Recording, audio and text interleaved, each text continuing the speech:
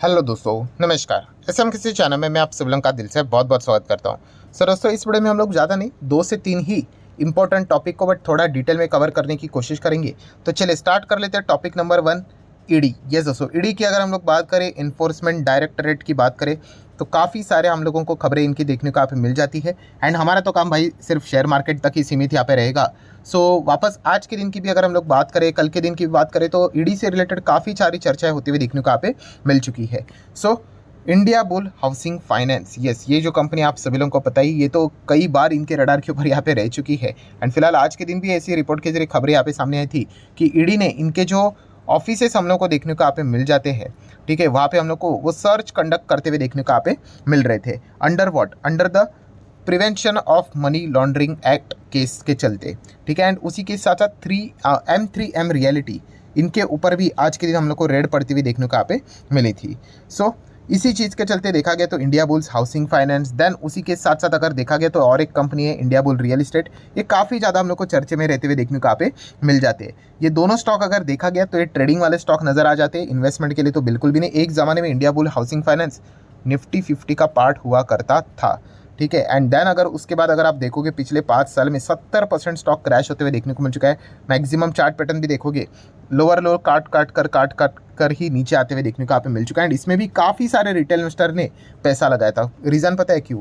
हाँ, क्योंकि एक बहुत बड़े इन्वेस्टर ने इसमें पैसा यहाँ पे लगाया था, तो इसलिए रिटेल इन्वेस्टर भी शुरू हो गए, चलो हम भी लगा लेते। उन्होंने लगाया भाई, इतने बड़े इन्वेस्टर है, कुछ सोच समझ कर ही लगाया होगा, वापस स्टॉक यहाँ पे हो जाएगा। तो इस प्रकार की जो बातें होती है दोस्तों कि बड़े इन्वेस्टर ने पैसा लगाया तो हम भी लगाएंगे, तो ये मतलब आप कह सकते हैं कि आप मतलब मार्केट से आप एग्जिट हो सकते हो ऐसी चीज़ें करके, ठीक है। क्योंकि होता क्या है, मान लीजिए अगर किसी का पोर्टफोलियो 50,000 करोड़ का है, ठीक है, एंड उस हिसाब से अगर मान लीजिए अगर किसी ने उस कंपनी में 5 करोड़ लगाया, तो भाई कितना परसेंट होता है? कुछ भी नहीं, नज़र भी नहीं आएगा आपको, ठीक है। बट नॉर्मली अगर आप देखा जाए तो एक नॉर्मल इंसान के लिए भाई 5,000, 50,000, 5 लाख भी बड़ी अमाउंट होती है। तो वो क्या करते हैं, अरे भाई इसने तो 5 करोड़ लगाया, अरे भाई उसका पोर्टफोलियो का साइज़ देख, अलोकेशन देख कितना है करके, वेटेज देख कितना है करके, उस हिसाब से विचार करना होता है, ठीक है। वो छोटा मोटा पैसा ऐसे लगा देते हैं, तो इसीलिए काफ़ी सारे रिटेल इन्वेस्टर क्या करते थे, ऐसे कंपनी में ब्लाइंडली इन्वेस्ट कर देते हैं।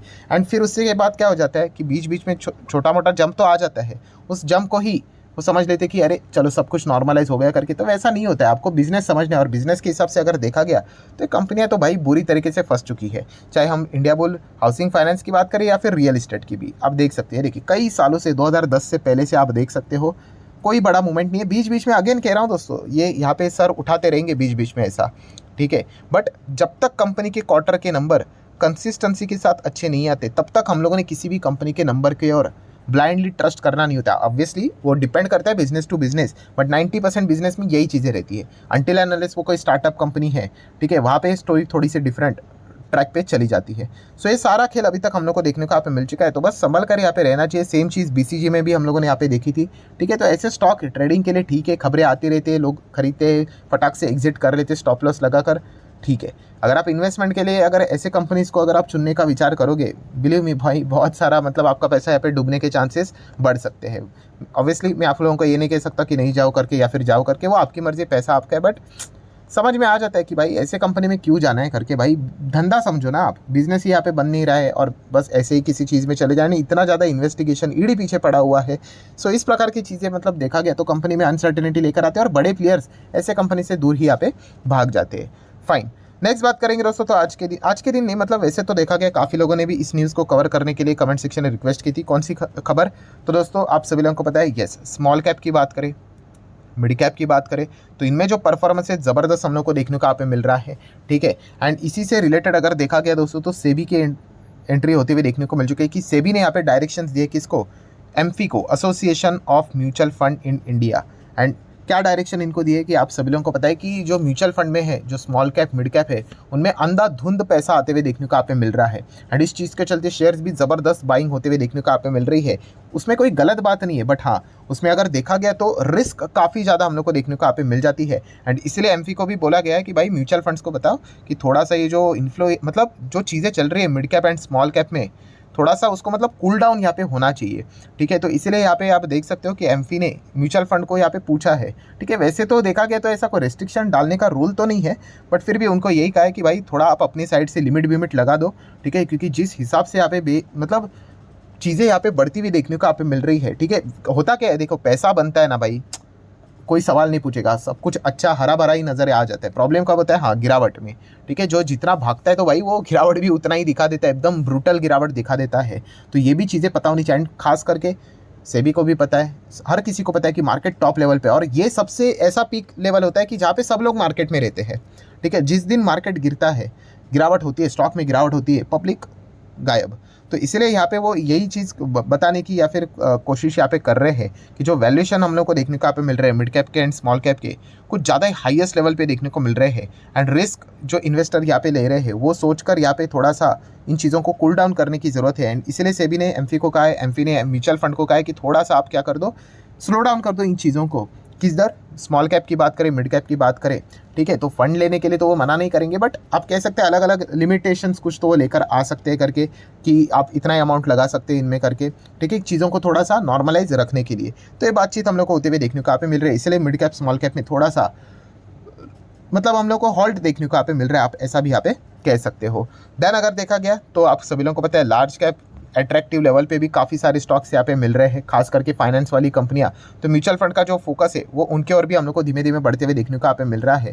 ठीक है, mid cap and small cap से रिलेटेड अगेन कह रहा हूँ, ऐसा कोई रूल तो नहीं होता है कि आप सीधा मना ही कर दो करके, बट हाँ बताने का मकसद सिर्फ इतना ही है कि थोड़ा सा चीज़ें मतलब धीमे धीमे करके यहाँ पे जानी चाहिए। मतलब बोलते हैं ना वो चार्ट पैटर्न होता है कि आप ऐसे ऐसे वाला चार्ट पैटर्न काफ़ी अच्छा रहता है कि धीमे धीमे करके जा रहे हैं, बट अगर कोई चार्ट पैटर्न एकदम से ऐसा चला जाता है तो वो रिस्की कैटेगरी में काफ़ी ज़्यादा आ जाता है। ठीक है, तो उसी से रिलेटेड यहाँ पे डायरेक्शंस यहाँ पे दिए जा चुके थे सेबी के थ्रू एमफी को, एमफी के थ्रू म्यूचुअल फंड को, थोड़ा सा इस चीज़ों को स्लो डाउन कर दो करके। तो इसी चीज़ के चलते mid cap and small cap में थोड़ी सी हम लोग को नरमाहट देखने को यहाँ पे मिल रही है। नेक्स्ट अगर हम लोग बात करेंगे दोस्तों तो प्रधानमंत्री सूर्योदय योजना आप सभी लोगों को पता है, जिसका नाम बाद में हम लोग को चेंज होते हुए देखने को मिला था प्रधानमंत्री सूर्य घर मुफ्त बिजली योजना करके। ठीक है, एंड इसी से रिलेटेड सर क्या कोई बड़ी ब्रेकिंग न्यूज़ सामने आई? तो बड़ी ब्रेकिंग न्यूज़ मतलब क्या, बस कैबिनेट ने अप्रूवल यहाँ पे देना था, वो आज अप्रूवल यहाँ पे मिल चुका है। ठीक है, बाकी कोई इतनी मतलब कोई खास बात नहीं, ऑलरेडी जो चीज़ें यहाँ पे हुई थी वही चीज़ें हैं कि 1 करोड़ घर से रिलेटेड जो रूफटॉप सोलर यहाँ पे इंस्टॉल यहाँ पे किए जाएंगे, 75,000 करोड़ तक का सेंट्रल गवर्नमेंट की ओर से स्कीम देखने को यहाँ पे मिल रहा है, 300 यूनिट तक की जो बिजली रहेगी, ठीक है, इस स्कीम के अंडर से जो यहाँ पे जाएंगे उनको यहाँ पे फ्री मिलेगा करके। तो ये ऑलरेडी अनाउंस यहाँ पे हो चुका था, तो इसमें कोई नई बात है नहीं। ठीक है, तो सिर्फ इसमें नई बात मतलब क्या है कि रूल्स रहते हैं ना कि भाई ये अप्रूवल होना चाहिए, तो कैबिनेट अप्रूवल यहाँ पे देने वाला था। भाई सरकार पूरी मेजोरिटी से बनी हुई है, कौन सी बात की चिंता है। हाँ, ये खबर मतलब एकदम ब्रेकिंग न्यूज़ कब बनी थी? हाँ, जब राम मंदिर का जो उद्घाटन होता हुए देखने को मिला था, एंड शाम को जब प्राइम मिनिस्टर जी की अगर हम लोग बात करें, ठीक है, तो तब उन्होंने ये अनाउंसमेंट की थी। तो ये पहली बार हम लोग को देखने को मिला था, एंड उसके नेक्स्ट दिन स्टॉक्स में सर्किट भी लगे थे। ठीक है, तो अभी तो ये वेल नोन चीज़ है, अभी तो बस ये प्रोसेस से गुजर रहा है, तो इसमें कोई बड़ी बात नहीं। अभी जो रेलवे की भी हम लोगों ने बात देखी थी, कौन सा वाला कि ये 41,000 करोड़ का जो प्रोजेक्ट का, तो वो भी पहले अनाउंसमेंट होकर रखा हुआ था, सिर्फ उससे रिलेटेड एक एक डिटेल सामने आ रहा था। ठीक है, तो ये चीज़ें हम लोग को देखने को यहाँ पे मिल रही थी, तो ये पॉइंट आपको समझ में आना चाहिए। हाँ, इसका बेनिफिट किसको मिलेगा? तो रूफटॉप सोलर स्कीम से जुड़े हुए जो कंपनियां हैं जो काम करते लाइक टाटा पावर, ये ऑलरेडी हम लोगों ने कवर करके रखा हुआ है। देन उसी के साथ साथ वारे रिन्यूएबल की अगर हम लोग बात करें, इनको भी बेनिफिट यहाँ पे जरूर मिलेगा। देन स्टेरलिंग एंड विल्सन की बात करें तो इनको भी बेनिफिट मिलेगा। इन्होंने तो पूरा अपना गिरा हुआ जो शेयर था वो तो पूरा इसी चीज़ के चलते आप देख सकते हो कंप्लीट रिकवर होते हुए देखने को आप मिल चुका है। ठीक है, वैसे तो ये बहुत बड़े ग्रुप से बिलोंग करता है, बट हाँ बीच में काफ़ी ज़्यादा फंडिंग से लेकर ये एंड डिफॉल्ट से लेकर ये परेशान यहाँ पे हो चुके थे। देन इरेडा की बात करें, ये तो सबसे ज़्यादा फेमस इसी चीज़ के चलते यहाँ पे हुआ था कि आप कोई भी रिन्यूएबल एनर्जी से रिलेटेड काम करने यहाँ पे जाओगे तो इसी से रिलेटेड ये फंडिंग प्रोवाइड करने का काम यहाँ पे करेगा करके, एंड इसी चीज़ के चलते इन स्टॉक्स में हम लोग को तेज़ी भी देखने को यहाँ पे मिली थी। तो कोई नया एडिशनल अनाउंसमेंट यहाँ पे नहीं है, जैसे कि मैंने आप लोगों को कहा कि इतनी ब्रेकिंग न्यूज़ देखने को मिल रही थी कि कैबिनेट ने इनको यहाँ पे अप्रूवल दे दिया करके, जो कि आज नहीं तो कल तो यहाँ पे होने ही वाला था। हाँ, बात रही इन्वेस्टमेंट के हिसाब से, तो इनमें तो आप सभी लोगों को पता ही है कि अगर सेफ्टी के साथ अगर आप जाना चाहते हो तो टाटा पावर को आप डिटेल में स्टडी कर सकते हो। लाख करोड़ का मार्केट कैप है, सेफ्टी तो यहाँ पे जरूर रहेगा, और इसमें एडवांटेज यही है कि ये चार चीज़ों में काम कर रहे हैं। इलेक्ट्रिक व्हीकल चार्जिंग इंफ्रास्ट्रक्चर में भी काम कर रहा है। ठीक है, देन उसी के साथ साथ रिन्यूएबल एनर्जी में भी काम यहाँ पे कर रहे हैं, जिसमें आपको सोलार भी देखने को मिल जाता है, रूफटॉप भी देखने को मिल जाता है। ठीक है, इलेक्ट्रिफिकेशन की भी अगर हम लोग बात करें, जो रोडवेज आगे भविष्य में यहाँ पे रहने वाले उसमें भी ये कंपनी काम करते हुए देखने को मिलेगी। एंड बाकी जो पावर जनरेशन डिस्ट्रीब्यूशन जो इनका पुराना जो नॉर्मल बिजनेस है वो भी हम लोग को चलते हुए देखने को यहाँ पे मिल रहा है। तो एक बेस्ट ऑप्शन हम लोग को देखने को यहाँ पे मिल जाता है, कम मतलब सेफ्टी है करके। बाकी ये जितने भी स्टॉक है इनमें काफ़ी वॉलेटिलिटी आप लोगों को देखने को यहाँ पे मिल जाती है। इरेडा ज़्यादा पॉपुलर इसीलिए बिकॉज छोटा प्राइस भी देखने को मिल जाता है एंड अभी अभी मार्केट में यहाँ पे आया हुआ है। कंपनी बुरी नहीं है, बट हाँ वो जो रिस्क वाला फैक्टर है वो आपको याद रखना है कौन सा, कि गवर्नमेंट कंपनी है, इलेक्शन का टाइम है, तो ये पॉइंट को भूलना नहीं है। सो आशा करता हूँ वीडियो हेल्पफुल लगा होगा, तो चाहो तो लाइक एंड शेयर कर सकते हो। मिलते हैं नेक्स्ट वीडियो में, तब तक के लिए बाय बाय।